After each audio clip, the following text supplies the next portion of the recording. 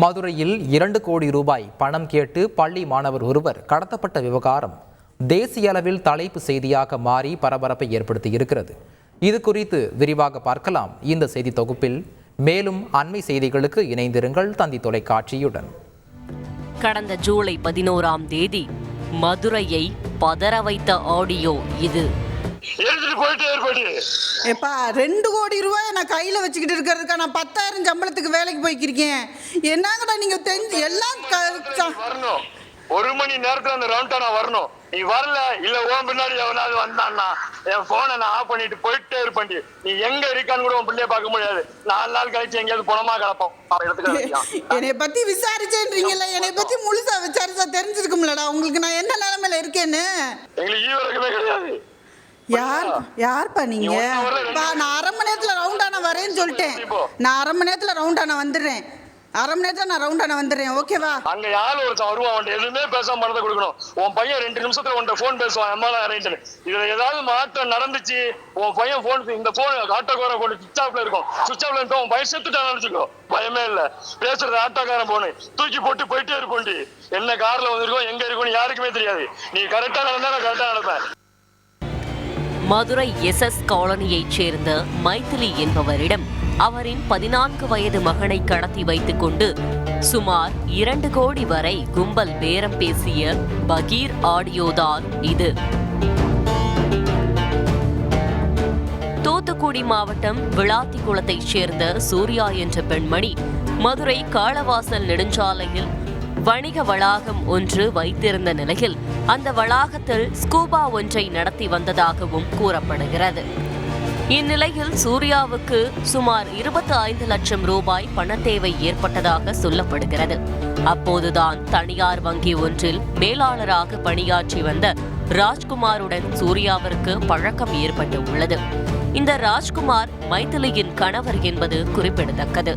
இந்நிலையில் வங்கியில் கடன் வாங்குவதை தவிர்த்து வட்டிக்கு கடன் கொடுக்கும் தனது மனைவியிடம் கடன் வாங்கிக் கொள்ளுமாறு ராஜ்குமார் ஆலோசனை வழங்கியதாகவும், இதன் பேரில் மைதிலியிடமிருந்து சுமார் 25 லட்சம் ரூபாய் பணத்தை சூர்யா கடனாக பெற்றதாகவும் சொல்லப்படுகிறது.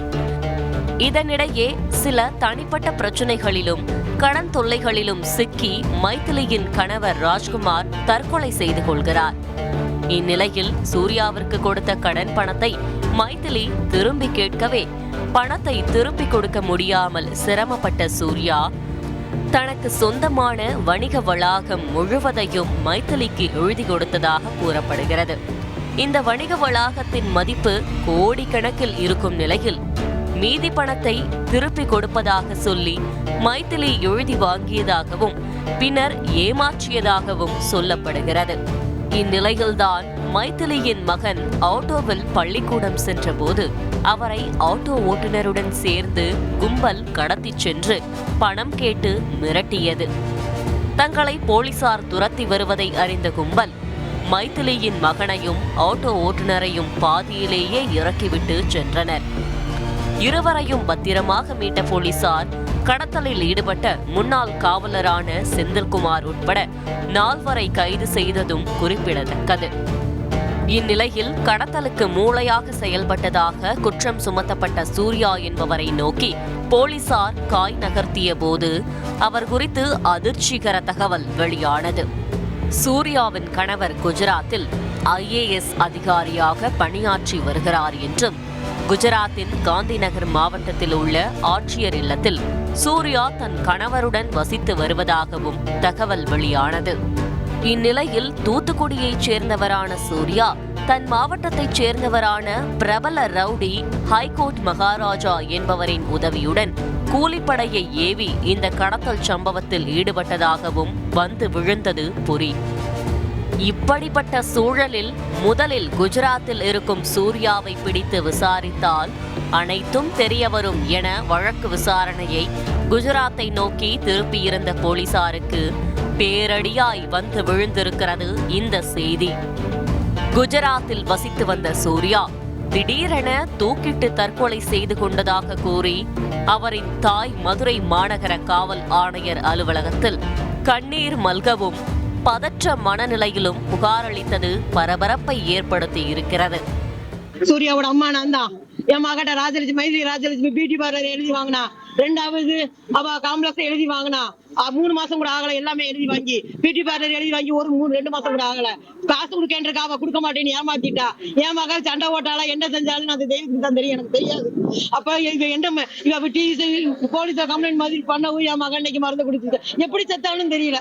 அங்க இருந்து குஜராத்ல இருந்து செத்து கிடக்கான்னு போன் அடிச்சாங்க.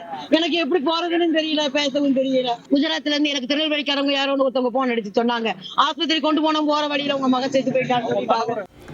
மதுரையை பதற வைத்திருந்த இந்த விவகாரம் தேசிய அளவில் பேசுபொருளாகி தலைப்புச் செய்தியாக வலம் வந்து கொண்டிருக்கும் நிலையில் இதன் ஒட்டுமொத்த பின்னணி குறித்தான விசாரணையையும் போலீசார் தீவிரப்படுத்தி இருக்கின்றனர்.